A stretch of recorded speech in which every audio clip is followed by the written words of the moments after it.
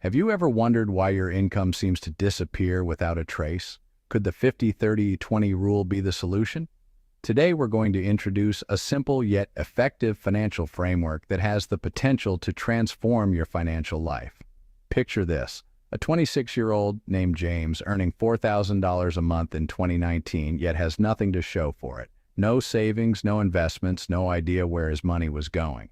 Then a friend introduced him to the 50-30-20 rule. Just 2 years later, James had amassed $18,000 in savings, invested $5,000, and wiped out his credit card debt. How? It's all thanks to this three-number framework. So let's delve into the nitty-gritty of this rule and see how you can apply it in your life.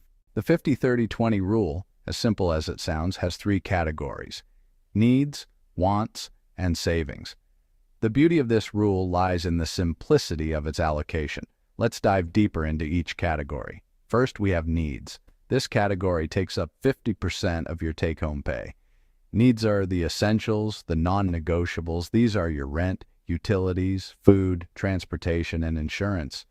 They're the things that keep your life running on a daily basis. For James, out of his $4,000 a month, $2,000 went to his needs, covering his rent, food, transportation, and utilities. Next, we have wants. This category should account for 30% of your income. Wants are the enjoyable extras, the things that add color and fun to life. These could be dining out, subscriptions, entertainment, holidays, even that new pair of shoes you've been eyeing. For James, he spent $1,200 on his wants, including dining out, entertainment, subscriptions, and new clothes.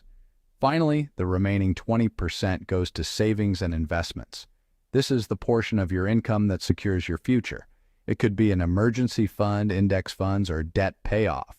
For James, $800 every month went to his savings. He split this between building an emergency fund and investing in an index fund. Now here's the magic. In 24 months, James had saved $9,600 in his emergency fund and invested the same amount into a simple S&P 500 index fund.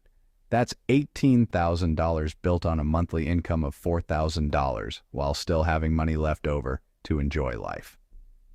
By consistently applying this rule, James was able to save $18,000 in just 2 years. But is this rule universally applicable? Let's delve deeper into the limitations and possible adjustments of the 50-30-20 rule in the next segment. While the 50-30-20 rule worked wonders for James, it may not be a perfect fit for everyone. This rule has its limitations, particularly for those living in high-cost areas. In cities like Dubai, London, or New York, rent alone can consume 40 to 50% of your income, causing the 50% needs category to break before you even start. However, this doesn't mean the rule is unworkable. Instead, it calls for some adjustments to fit your personal reality. For instance, if your needs take up 60% of your income, you can shrink your wants to 20% while keeping savings at a steady 20%. Remember, the savings percentage is the one you never touch. This rule isn't a one-size-fits-all solution, but rather a flexible budgeting framework. It can be tweaked to accommodate your unique financial circumstances. The key is to maintain the core principle of the rule, dividing your income into clear categories of needs, wants, and savings. Life isn't perfectly divisible into three categories either. Some months you might find yourself spending more, while during others you might spend less. That's why the goal here is to keep an average over 3 to 6 months and not to achieve perfection every month.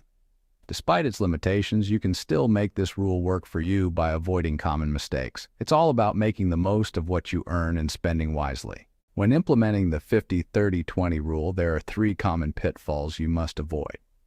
First, don't treat the rule as an all-or-nothing game. Life isn't perfectly divisible into 3 neat categories. Some months you might end up spending more on your needs or wants, other months less. Rather than striving for perfection every month, aim for an average over 3 to 6 months. It's about balance, not rigidity. Second, don't skip the savings percentage.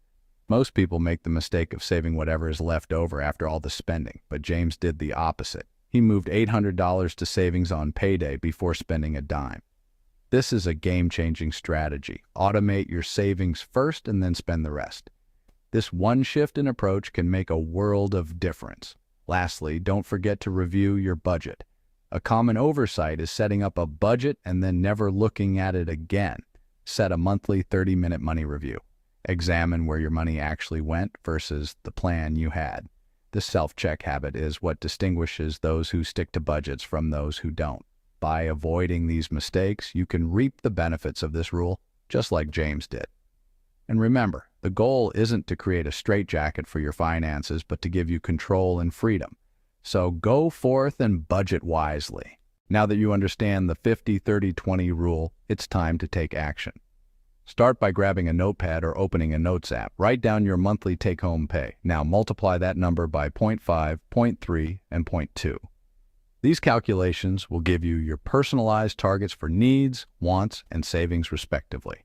Next, it's time to automate your financial future. Open the Trading 212 app, the link to which you will find in the description below. Set up an automatic investment for exactly 20% of your salary on payday. By doing this, you're prioritizing your future over present wants, just like our friend James did. Remember, it's not about massive discipline, but smart decisions. Automation is your best friend here. It makes saving and investing effortless, and the budget practically runs itself. Remember, the key to financial success lies in taking the first step. So go ahead and take that step today. Next Monday, I'm breaking down how one man legally paid $0 in taxes on $200,000 income. Subscribe so you don't miss it.